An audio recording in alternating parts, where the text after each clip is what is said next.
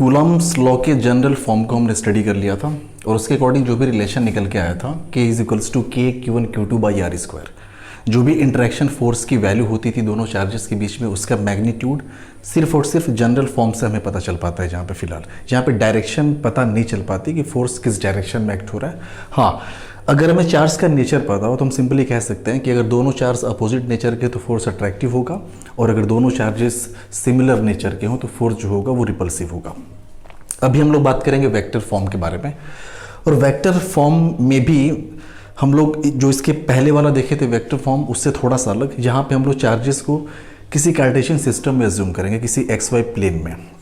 तो जैसे मान लिया हमने कि कोई कार्टेशियन सिस्टम हमारे पास है कुछ ऐसा, ये XY एक्सिस, ये Y axis, this one is the X axis. दो चार्जेस रखे हुए हैं, एक चार्ज को हमने मान लिया कहीं यहाँ पे रखा हुआ है Q1, ये चार्ज हमने मान लिया Q1 रखा हुआ है। This is the position vector of charge Q1, और पोजीशन वेक्टर हम यहाँ पे ओरिजिन के रेस्पेक्ट में निकाल रहे हैं, और हमने मान लिया कि ओरिजिन के रेस्पेक्ट में चार्ज Q1 का जो पोजीशन वेक्टर है that is R1 vector. R1 vector position vector है of the charge Q1 with respect to origin. ऐसे ही एक और चार्ज यहाँ पे कोई है, और ये जो चार्ज है ये चार्ज है Q2, और Q2 का जो पोजीशन वेक्टर है विद रिस्पेक्ट टू ओरिजिन उसको हमने मान लिया R2 वेक्टर। ठीक है, अब ये बात तो क्लियर है। पिछली वीडियोस में हमने बात की थी कि जो कोलंबियन फोर्स होता है वो सेंट्रल फोर्स होता है। इसका मतलब कि वो जो भी फोर्स होगा इन दोनों को मिलाने वाली जो लाइन होगी इसी लाइन के अलोंग एक्ट होगा। अब वो फोर्स अट्रैक्टिव होगा, रिपल्सिव होगा, that will depend on the nature of the charges. Charge के नेचर कैसे हैं उस नेचर पे ही उनकी जो डायरेक्शन होती है वो डिपेंड करती है। तो चलिए मान लेते हैं कि सिमिलर नेचर के दोनों चार्जेस हैं, तो Q1 इसको रिपेल करेगा इस डायरेक्शन में एक फोर्स लगा के। इस फोर्स को हमने नाम दे दिया, फोर्स किस पे लग रहा है 2 पे 1 की वजह से, तो F21 वेक्टर हमने इसको बोल दिया। ऐसे ही Q2 जो है Q1 पे फोर्स एक्ट करेगा जस्ट इसी लाइन के अलोंग अपोजिट डायरेक्शन में। इस फोर्स को हमने नाम दे दिया F, चूंकि ये फोर्स 1 पे लग रहा है 2 की वजह से, तो F12 वेक्टर। ठीक है, यहाँ तक आपको समझ में आया। उसके बाद देखिए हमें ये प्रूफ करना है बेसिकली कि जो F12 होता है वो F21 के बराबर होता है। मैग्नीट्यूड में डायरेक्शंस दोनों की अपोजिट होती है, वो बात अलग है। अब एक ये वेक्टर हम जूम कर लें Q1 से Q2 की तरफ, और इस वेक्टर को हमने नाम दे दिया position vector of Q2 with respect to Q1, और इसको हमने नाम दे दिया R21 वेक्टर, जो कि चार्ज Q2 की position with respect to Q1 represent कर रहा है, तो R21 वेक्टर ये हो गया। ऐसे ही एक वेक्टर आपका इस डायरेक्शन में होगा अपोजिट डायरेक्शन में। ये जो वेक्टर होगा ये Q1 का पोजीशन वेक्टर है विद रिस्पेक्ट टू Q2, तो इसको हमने नाम दे दिया R12 वेक्टर। ठीक है, अब सबसे पहले हम बात करेंगे F21 की। F21 कौन सा फोर्स है, तो आपको पता होना चाहिए F21 is the force applied by charge Q1 on Q2। तो चलिए शुरुआत करते हैं हम लोग। तो force on Q2 bye Q1 या फिर ड्यू टू Q1, इस फोर्स को हमने नाम दे दिया F21। तो ये हो गया F21 vector is equals to, ये हो जाएगा K Q1 Q2 divided by, नीचे डिस्टेंस का स्क्वायर होता है। हम यहाँ पे डिस्टेंस जो भी लेंगे वो वेक्टर के फॉर्म में लेंगे डिस्टेंस। एक बात आप हमेशा याद रखिएगा, चाहे हम R21 की बात करें या फिर R12 की बात करें, दोनों का जो मैग्नीट्यूड है वो इक्वल है, मैग्नीट्यूड वाइज दोनों अलग अलग नहीं है। तो आप यहाँ पे एक चीज़ लिख सकते हैं कि जो R12 वेक्टर है ये मैग्नीट्यूड में किसके बराबर है, R21 वेक्टर के बराबर है। और मान लेते हैं कि ये दोनों किसके बराबर है, R के बराबर है, मतलब distance between the two charges R के बराबर है। अब जब हम फोर्स 2 पे कैलकुलेट कर रहे होंगे 1 की वजह से, तो फिर यहाँ पे जो हमें लेना पड़ेगा वो 2 का पोजीशन वेक्टर लेना पड़ेगा विद रिस्पेक्ट टू 1, यानी इस वाले वेक्टर को लेके हमें कैलकुलेशंस करने हैं। और साथ ही साथ हमें डायरेक्शन को भी मेंशन करना होता है। चूंकि डायरेक्शन F21 वेक्टर की इधर है, ये आपको दिखाई दे रहा है, तो हमें इस डायरेक्शन में एक वेक्टर लेना पड़ेगा जो कि यूनिट मैग्नीट्यूड का हो। तो ये आपका R21 वेक्टर है, पोजीशन वेक्टर Q2 का Q1 के रेस्पेक्ट में, तो यूनिट वेक्टर हो जाएगा इसी के कोरस्पॉन्डिंग। आप ये कह सकते हैं कि R21 यूनिट वेक्टर हो गया, जो R21 वेक्टर की तरफ ही होगा। आप देख सकते हैं कि ये वेक्टर दोनों एक ही डायरेक्शन में है। तो अगर इसकी डायरेक्शन को रिप्रेजेंट करना है तो हम क्यों नहीं इससे ही रिप्रेजेंट करते हैं, ठीक है। तो यहाँ पे हो जाएगा K Q1 Q2 divided by, हम मैग्नीट्यूड की बात कर रहे हैं, इसका मैग्नीट्यूड लेंगे तो ये हो जाएगा मॉड ऑफ R21 वेक्टर और इसका स्क्वायर, और साथ ही साथ हम डायरेक्शन को शो करने के लिए R21 ये ले लेंगे हम कैप, ठीक है। ये F21 की बात हो गई। अगर ऐसे ही F12 हमें कैलकुलेट करना होता, F12 यानी कि ये जो है ना, ये फोर्स है 1 पे 2 की वजह से, ठीक है ना।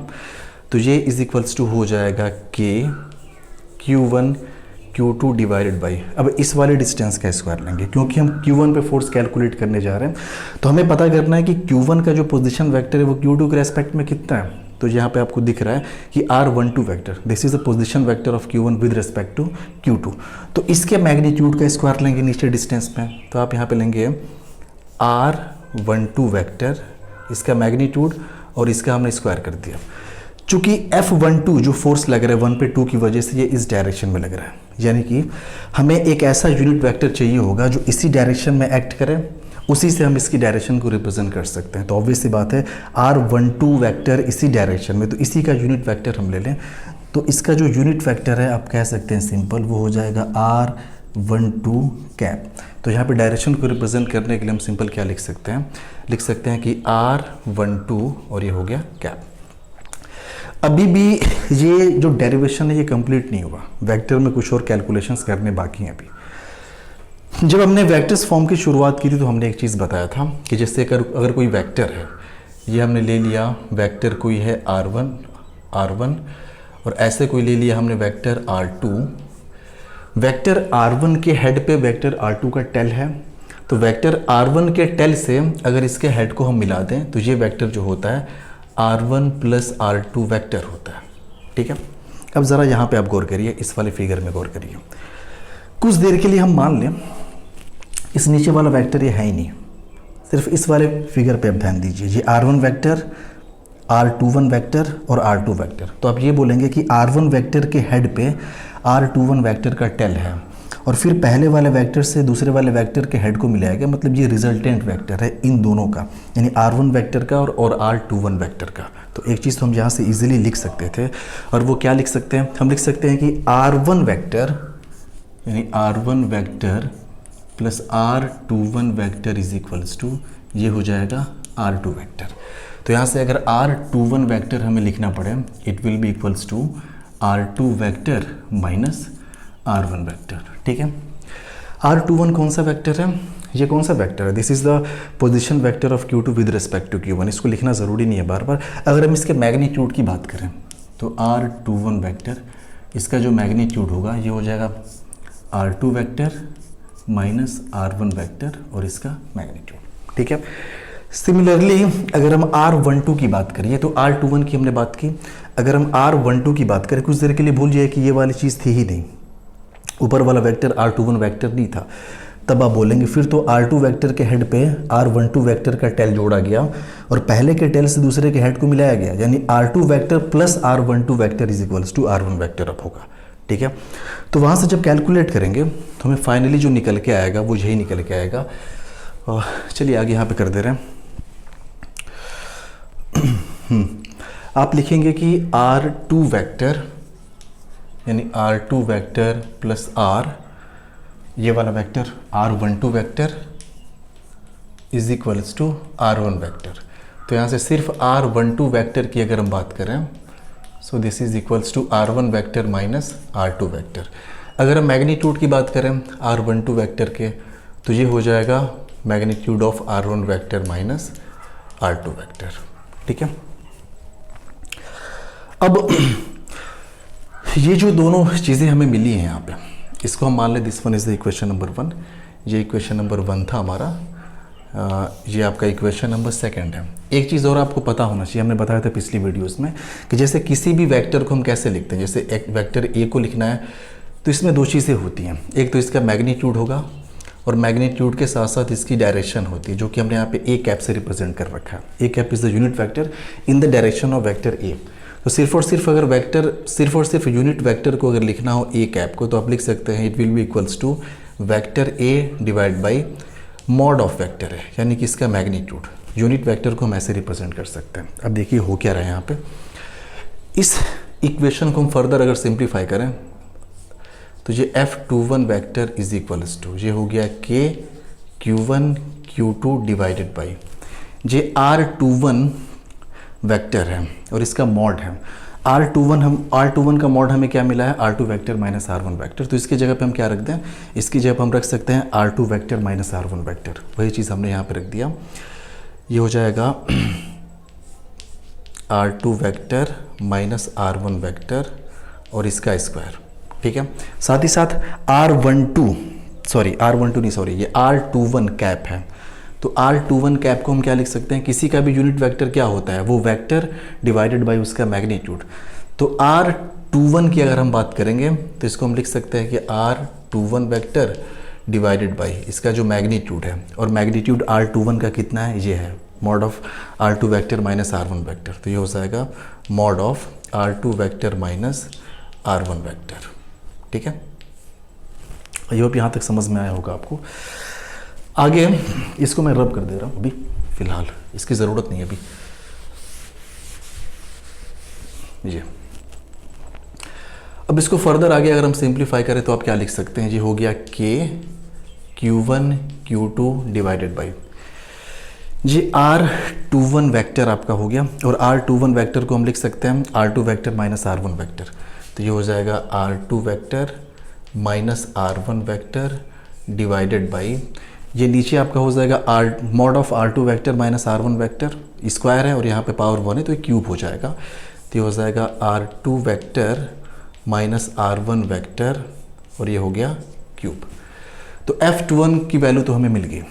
ऐसे ही सिमिलरली अगर हम F12 की बात करें, F21 एक बार फिर से हम यहाँ पे सिंप्लीफाई करके लिख दे रहे हैं उस चीज़ को। तो F21 हमें जो फाइनली मिला वो कितना मिला है, ये मिला है K Q1 Q2 और ये हो गया R2 vector minus R1 vector divided by mod of ये R2 vector minus R1 vector और इसका होल क्यूब।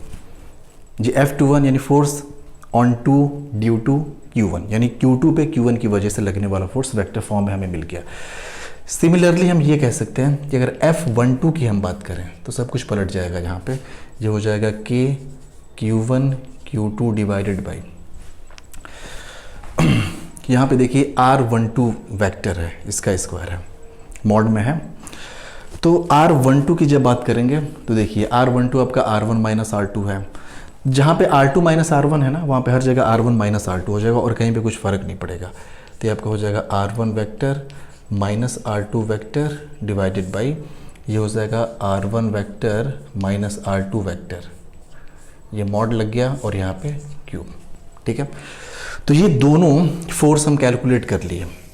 अब हमें ये प्रूफ करना है कि ये दोनों फोर्स अलग अलग नहीं है बल्कि दोनों फोर्स म्यूचुअल है, यानी F21 की जो वैल्यू है वो F12 के बराबर है मैग्नीट्यूड वाइज, डायरेक्शन में दोनों अलग अलग हैं भले से। तो चलो उस चीज़ को हम प्रूफ करते हैं। तो एक बात आप समझिए, चाहे R2 माइनस R1 वेक्टर की बात करें या फिर R1 माइनस R2 वेक्टर की बात करें, अगर हम मॉड लगा दिया हमने तो फिर दोनों की वैल्यू सेम हो जाती है। सोचिए खुद से, यहाँ पे R2 माइनस R1 है, जैसे मान लेते हैं कि R2 सपोज दैट ये 5 था, ये मान लेते हैं 2 था, 5 माइनस 2 3 का होल क्यूब। फिर मान लेते हैं कि नहीं ये आपका 2 था या 3 था, 2 माइनस 5 3 हुआ, माइनस 3 हुआ, और मॉड है तो फिर बाहर आएगा तो प्लस 3 हो जाएगा, 3 का होल क्यूब हो जाएगा। यानी कि मॉड के केस में दोनों चीज़ें सेम ही होती हैं। तो आप इस चीज़ को लिख सकते हैं कि जो मॉड के केस में जो वैल्यू होती है ना, ये R1 vector minus R2 vector, अगर मॉड यहाँ पे लगा दें तो it will be equals to R2 vector minus R1 vector. ठीक है, ये चीज़ हो गई। आप खुद देख सकते हैं कि जो R2 vector minus R1 vector है ना, ये वाला है R21 वेक्टर है, लेफ्ट से राइट की तरफ है। और जो आपका R1 vector minus R2 vector है ये वाला है, राइट से लेफ्ट की तरफ, मैग्नीट्यूड दोनों का बराबर है, ठीक है, जो कि हमने यहाँ पे लिख भी रखा है, मैग्नीट्यूड R के बराबर है। तो आप देखेंगे दोनों में ये k q1 q2 अपॉन नीचे वाला डिनोमिनेटर ये तो कॉमन है, लेकिन वेक्टर वाइज अगर बात करें यहाँ पे तो वेक्टर में देखो vector a minus vector b को is equals to vector b minus vector a नहीं लिख सकते, यहाँ पे मॉड लगा दिया इसलिए हमने ऐसा लिख दिया। लेकिन अगर यहीं पे ऐसा लिखना हो ना तो आप ऐसे बोलेंगे कि R2 vector minus R1 vector is equals to होता है minus of R1 vector minus R2 vector, ठीक है। यानी कि ऑब्वियस सी बात है कि एक फोर्स जो है वो दूसरे का नेगेटिव है, यानी यहाँ पे हम लिख सकते हैं simple minus of R1 vector minus R2 vector, नीचे वाली चीज़ तो सेम ही है। तो फाइनली क्या निकल के आएगा, फाइनली जो भी निकल के आने वाला है वो ये निकल के आएगा कि F21 वेक्टर जो है it is equals to minus of F12 vector. लेकिन अगर मॉड की बात करें विच इम्प्लाइज इनका जो मॉड्यूलस है F21 वेक्टर का मॉड जो है वो इक्वल्स टू है F12 वेक्टर के, यानी मैग्नीट्यूड में दोनों के दोनों फोर्स के आपस में बराबर है। डायरेक्शन भले अलग अलग है, डायरेक्शन एक की ये वाली डायरेक्शन है R21 की डायरेक्शन में है, दूसरा R12 की डायरेक्शन में। तो ये वेक्टर फॉर्म है कूलम्ब्स लॉ का, ठीक है, और ये बोर्ड के पॉइंट ऑफ व्यू से बहुत ज़्यादा इंपॉर्टेंट भी हो जाता है। हो सकता है स्पेशली इसको पूछ दे आपको, कूलम्ब्स लॉ पूछ सकता है स्पेशली वेक्टर्स फॉर्म में, ठीक है। तो आशा करता हूँ कि यहाँ पे आपको ज़्यादा प्रॉब्लम नहीं हुई होगी, या आपको चीज़ें समझ में आई होंगी। अगर समझ में नहीं आ रही तो कोशिश करते हैं यहाँ पे समझाने की थोड़ी सी जगह है भी। नीचे देखो अब यहाँ पे समझिए, ये R21 R12 बराबर ही है, ऑब्वियस सी बात है, ये दोनों बराबर है आपस में, यानी ये चीज़ पूरा कट जाने वाली है। यहाँ पे सिर्फ R21 है, यहाँ पे R12 है। तो आप देख सकते हैं ना कि एक लेफ्ट से राइट में एक राइट से लेफ्ट में है, तो एक वेक्टर को दूसरे वेक्टर का तो माइनस लिख ही सकते हैं। तो फाइनली जो F21 फोर्स होगा वो F12 के बराबर तो होगा, लेकिन डायरेक्शन वो अपोजिट होगा। तो यहाँ पे ख़त्म हो रहा है vectors form of Coulomb's law. इसके बाद देखो अभी तक हमने जो भी चार्जेस वगैरह का कैलकुलेशन किया है, चार्ज को जो भी हमने अज्यूम किया है वो फ्री स्पेस में अज्यूम किया है। हमने ये नहीं माना कि चार्ज किसी मीडियम में रखे हुए हैं।